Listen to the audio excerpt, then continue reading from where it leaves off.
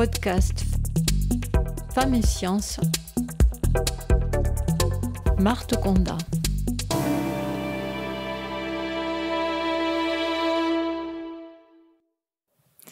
Je suis Marthe Condat, née en 1886 à Groyer, petite ville du Tarn, non loin de Toulouse. Mon père tient une mercerie et ma mère vend des chapeaux, mais moi, je préfère les études. À mon adolescence, comme ma grande sœur est installée avec son mari à Toulouse, mes parents me laissent partir dans cette grande ville pour mes études. À 17 ans, j'ai déjà obtenu le brevet supérieur des jeunes filles. Quelques mois plus tard, je réussis le premier baccalauréat S-lettres avec mention.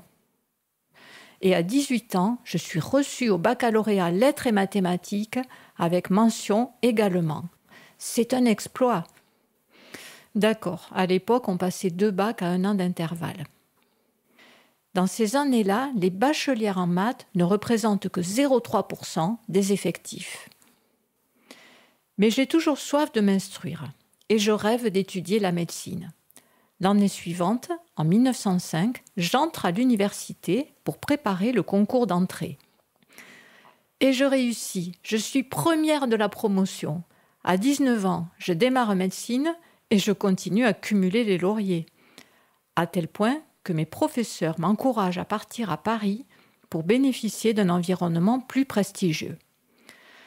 Même s'il y a beaucoup de misogynie dans le monde universitaire parisien, à 24 ans, je suis reçue externe puis interne, 12e femme à obtenir ce titre. Pendant les 4 ans de mon internat, je travaille dans plusieurs hôpitaux parisiens et je me spécialise finalement en médecine des enfants.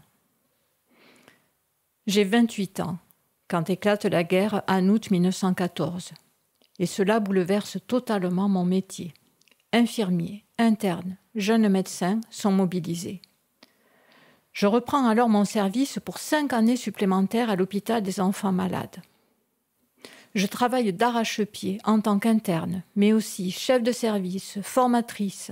J'opère les enfants atteints de croup, une forme de laryngite aiguë. Et je parviens aussi à soutenir ma thèse en 1916 sans prendre un seul jour de congé pendant toute la guerre. En 1919, à 33 ans, mes pairs me récompensent pour mon travail et mon dévouement. Je reçois le prix de l'Académie de médecine et la médaille d'honneur de l'assistance publique. Mais on me refuse la Légion d'honneur que mon administration avait pourtant demandée pour moi. En 1920, je reviens enfin à Toulouse. Et à 37 ans, j'obtiens le difficile concours de l'agrégation, devenant la première femme agrégée de médecine en France. Je poursuis mes recherches sur les maladies infectieuses et j'obtiens ma chaire de thérapeutique à 46 ans. Malheureusement, je suis atteinte de tuberculose, sans doute contractée auprès de mes jeunes patients. On ne sait pas encore la traiter par antibiotiques et je m'éteins en 1939 à 53 ans. Je suis heureuse d'avoir éveillé des vocations chez les jeunes filles qui ont ensuite grossi les rangs des médecins.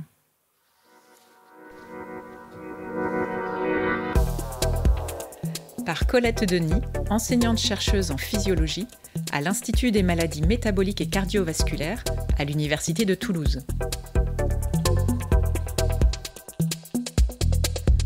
Ce projet a été réalisé en partenariat avec le CNRS, SCTD et l'Institut de maths de Toulouse, sur l'idée de l'association Femmes et Sciences.